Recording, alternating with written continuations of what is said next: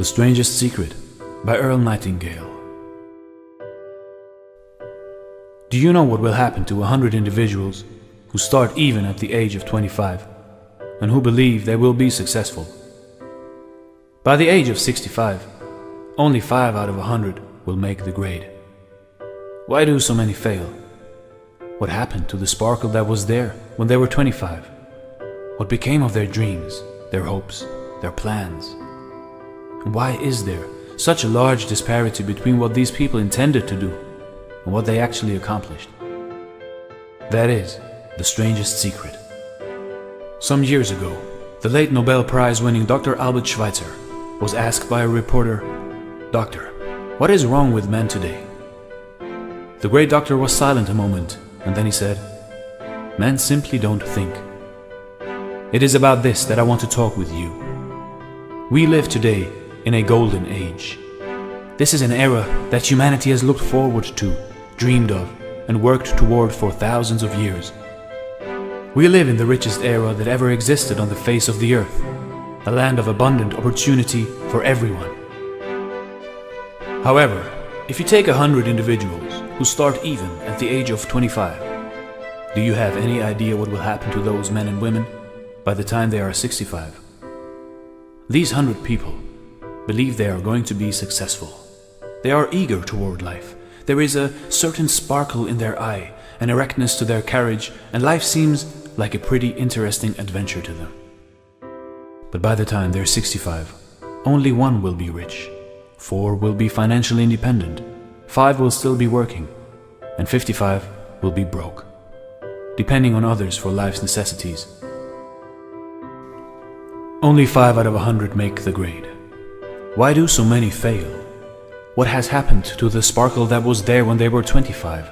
What has become of the dreams, the hopes, the plans? And why is there such a large disparity between what these people intended to do and what they actually accomplished? First, we have to define success, and here is the best definition I have ever been able to find. Success is the progressive realization of a worthy ideal. A success is the school teacher who is teaching because that is what he or she wants to do. A success is the entrepreneur who starts his own company because that was his dream. That is what he wanted to do. A success is the salesperson who wants to become the best salesperson in his or her company and sets forth on the pursuit of that goal. A success is anyone who is realizing a worthy predetermined ideal because that is what he or she decided to do, deliberately. But only 1 out of 20 does that. The rest are failures. Rollo May, the distinguished psychiatrist, wrote a wonderful book called Man's Search for Himself. And in this book he says, the opposite of courage in our society is not cowardice, it is conformity. And there you have the reason for so many failures. Conformity. People acting like everyone else without knowing why or where they are going. We learn to read by the time we are 7.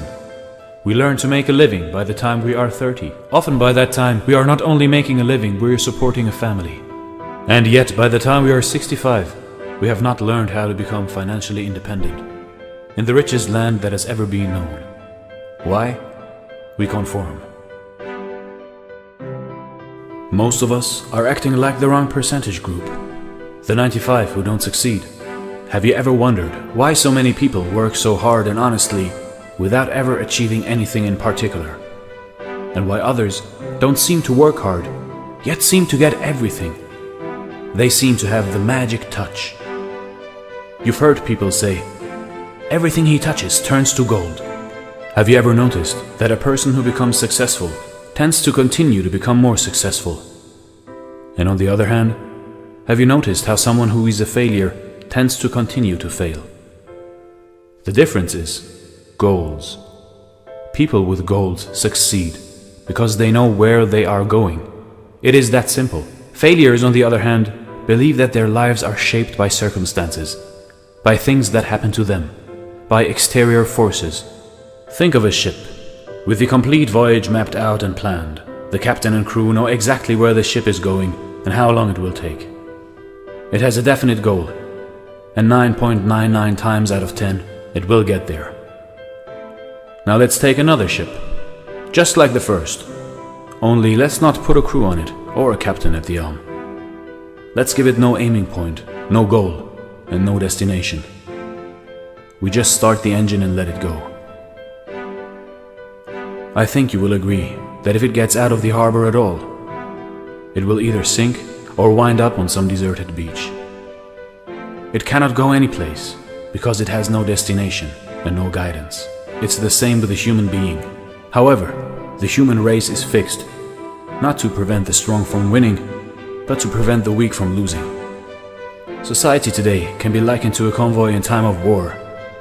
The entire society is slowed down to protect its weakest link, just as the naval convoy has to go at the top speed that will permit its slowest vessel to remain in formation. That is why it's so easy to make a living today. It takes no particular brains or talent to make a living and support a family today. We have a plateau of so-called security. To succeed, all we must do is decide how high above this plateau we want to aim. Throughout history, the great wise men and teachers, philosophers and prophets have disagreed with one another on many different things. It is only on this one point that they are in complete agreement. The key to success and the key to failure is we become what we think about. This is the strangest secret. Now, why do I say it's strange and why do I call it a secret? Actually, it isn't a secret at all. It was first promulgated by some of the earliest wise men, and it appears again and again throughout the Bible. But very few people have learned it or understand it. That is why it is strange, and why for some equally strange reason it virtually remains a secret. Marcus Aurelius, the great Roman emperor, said, "A man's life is what his thoughts make of it." Disraeli said this, "Everything comes if a man will only wait. A human being with a settled purpose must accomplish it, and nothing can resist a will that will stake even existence for its fulfillment." William James said, "We need only in cold blood act as if the thing in question were real. And it will become infallibly real by growing into such a connection with our life that it will become real. It will become so knit with habit and emotion that our interests in it will be those which characterize belief." He continues, "Only you must then really wish these things, and wish them exclusively, and not wish at the same time 100 other incompatible things just as strongly." My old friend Dr. Norman Vincent Peale put it this way: if you think in negative terms, you will get negative results. If you think in positive terms, you will achieve positive results. George Bernard Shaw said, "People are always blaming their circumstances for what they are. I don't believe in circumstances. The people who get on in this world are the people who get up and look for the circumstances they want. And if they can't find them, make them." Well, it's pretty apparent, isn't it? We become what we think about. A person who is thinking about a concrete and worthwhile goal is going to reach it, because that is what he is thinking about. Conversely, the person who has no goal, who does not know where he is going, and whose thoughts must therefore be thoughts of confusion, anxiety, fear, and worry, will thereby create a life of frustration, fear, anxiety, and worry. And if he thinks about nothing, he becomes nothing. The human mind is much like a farmer's land. The land gives the farmer a choice. He may plant in that land whatever he chooses. The land doesn't care what is planted. It is up to the farmer to make the decision. The mind, like the land, will return what you plant, but it doesn't care what you plant. If the farmer plants 2 seeds, one a seed of corn, the other nightshade, a deadly poison, waters and takes care of the land, what will happen? Remember, the land doesn't care. It will return poison in just as wonderful abundance as it will corn. So up come the 2 plants, one corn, one poison, as it is written in the Bible, "As ye sow, so shall ye reap." The human mind is far more fertile, far more incredible and mysterious than the land, but it works the same way. It doesn't care what we plant, success or failure, a concrete, worthwhile goal or confusion, misunderstanding, fear, anxiety, and so on. But what we plant must return. The problem is that our mind comes as standard equipment at birth. It's free. And things that are given to us for nothing, we place little value on. things that we pay money for, we value. The paradox is that exactly the reverse is true. Everything that's really worthwhile in our life came to us free. Our minds, our souls, our bodies, our hopes, our dreams, our ambitions, our intelligence, our love of family and children, and friends and country. All these priceless possessions are free. But the things that cost us money are actually very cheap and can be replaced at any time. A good man can be completely wiped out and make another fortunate. He can do that several times. Even if our home burns down, we can rebuild it. But the things we got for nothing, we can never replace. Our mind can do any kind of job we assign it to. But generally speaking, we use it for little jobs instead of big ones. So decide now, what is it you want? Plant your goal in your mind. It is the most important decision you'll ever make in your entire life. Do you want to excel at your particular job? Do you want to go places in your company, in your community? Do you want to get rich? All you have got to do is plant that seed in your mind. Care for it. Work steadily toward it, your goal, and it will become a reality. It not only will, there is no way that it cannot. You see, that's a law. Like the laws of Sir Isaac Newton, the laws of gravity.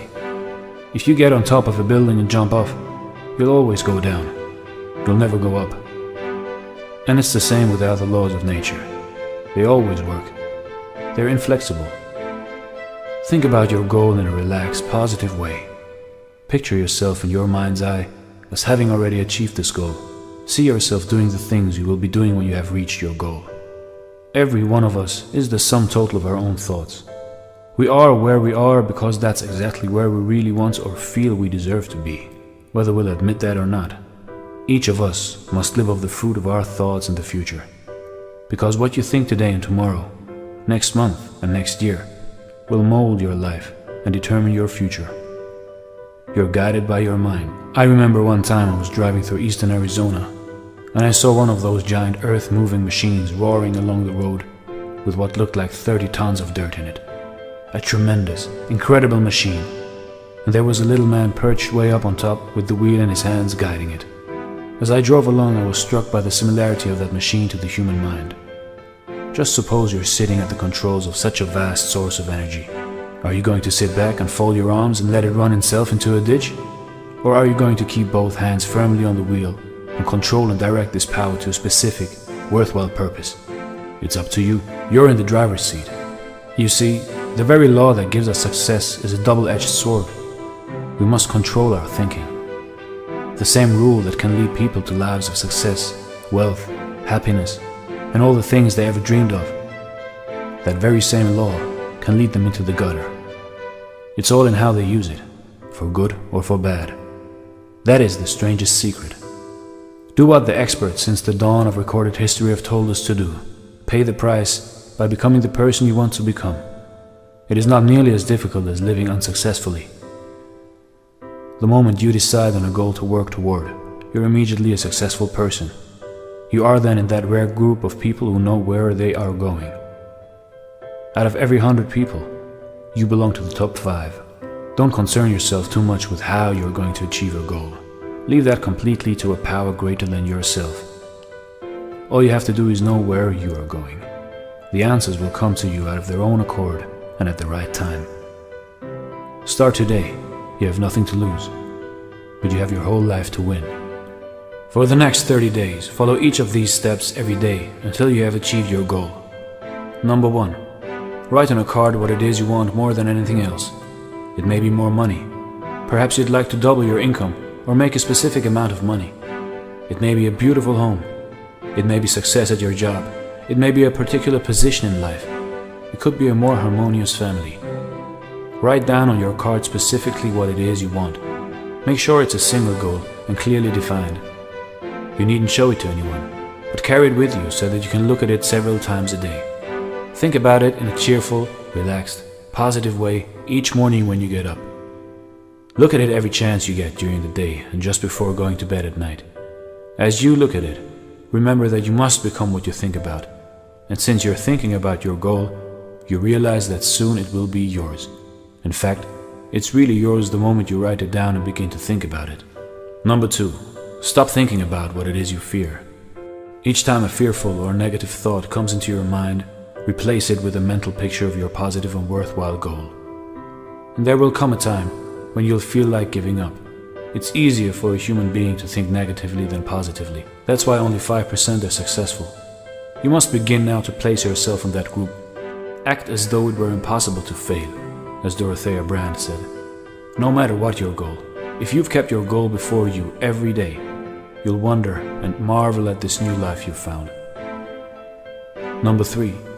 Your success will always be measured by the quality and quantity of service you render. Most people will tell you that they want to make money, without understanding this law. The only people who make money work in a mint. The rest of us must earn money. This is what causes those who keep looking for something for nothing or a free ride to fail in life. Success is not the result of making money. Earning money is the result of success, and success is in direct proportion to our service. Most people have this law backwards. It's like the man who stands in front of the stove and says to it, "Give me heat and then I'll add the wood." How many men and women do you know, or do you suppose there are today, who take the same attitude toward life? There are millions. We've got to put the fuel in before we can expect heat. Likewise, we've got to be of service first before we can expect money. Don't concern yourself with the money. Be of service. Build, work, dream, create. Do this, and you'll find there is no limit to the prosperity and abundance that will come to you. Don't start your test until you've made up your mind to stick with it. If you should fail during the first 30 days, by that I mean suddenly find yourself overwhelmed by negative thoughts, simply start over again and go 30 more days. Gradually, your new habit will form until you find yourself one of that wonderful minority to whom virtually nothing is impossible. Above all, don't worry. Worry brings fear, and fear is crippling. The only thing that can cause you to worry during your test is trying to do it all yourself. Know that all you have to do is hold your goal before you. Everything else will take care of itself. Take this 30-day test, then repeat it again. Each time it will become more a part of you, until you'll wonder how you could have ever lived any other way. Live this new way, and the floodgates of abundance will open and pour over you more riches than you may have dreamed existed. Money? Yes, lots of it. But what's more important, you'll have peace. You'll be in that wonderful minority who lead calm, cheerful, successful lives. Start today. You have nothing to lose, but you have a life to win.